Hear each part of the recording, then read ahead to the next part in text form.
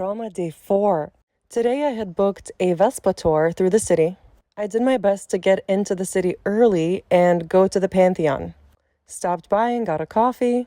I knew the line at the Pantheon would go quickly, so I went in and checked it out. Did you know that the Pantheon is the largest unsupported dome in the world? Also, that hole in the ceiling is actually a hole, it's not glass. I know this because when I went back, it rained. After the Pantheon, I went to Vinci and got some gelato because everybody was saying it was so good. And it was pretty good, but I don't think it was the best I tried. After gelato, I had another half hour left, so I went to Basilica di San Ignacio. That's the church with the mirror from the very first clip of the video, and I waited in line quite a long time because there were just a bunch of kids on school field trips, I think. It was pretty gorgeous, as you can see.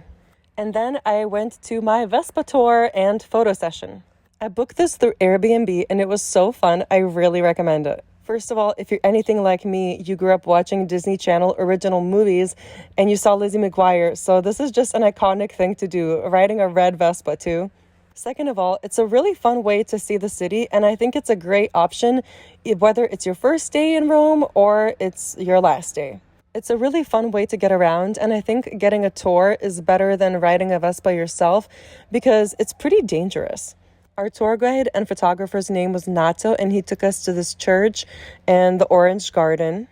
We saw what they say is the first orange tree, and he talked to us about the water fountains throughout the city and gave us a trick for how to make them more like water spouts that come to our mouths instead of having to lean down. They also say this specific water fountain has some magical powers.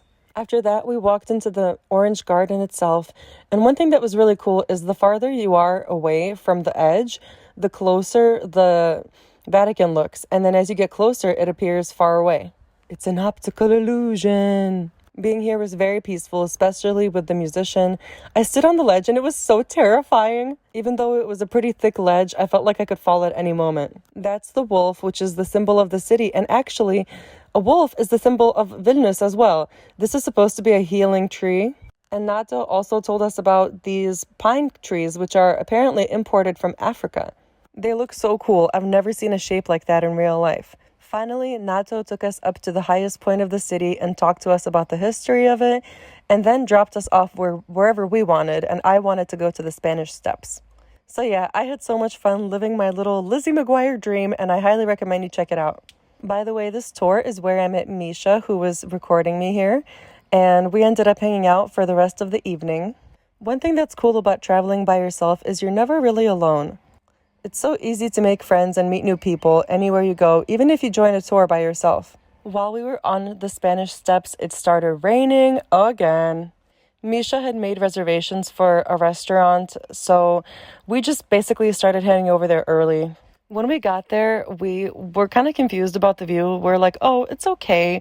But after sitting there towards the end of the meal, we noticed that there's an even more upstairs that did have such an incredible view. Sitting on the terrace, it did get pretty cold though, and I will say the food was not as good as I expected. But my friend has this theory that places with a good view usually do not have the best food, and I think it holds up. After dinner, we walked to a street that has a bunch of bars that are library and bookshop themed. We found one that wasn't too busy and settled in, and I had a mocktail, a non-alcoholic drink, because I don't usually drink. And while we were hanging out, there was a band rehearsing. Here's a little tour of the bar. I think if I lived in Rome, I would hang out at places like this a lot because I'm such a reader and writer and I love books. And yeah, after this, I just took the bus home.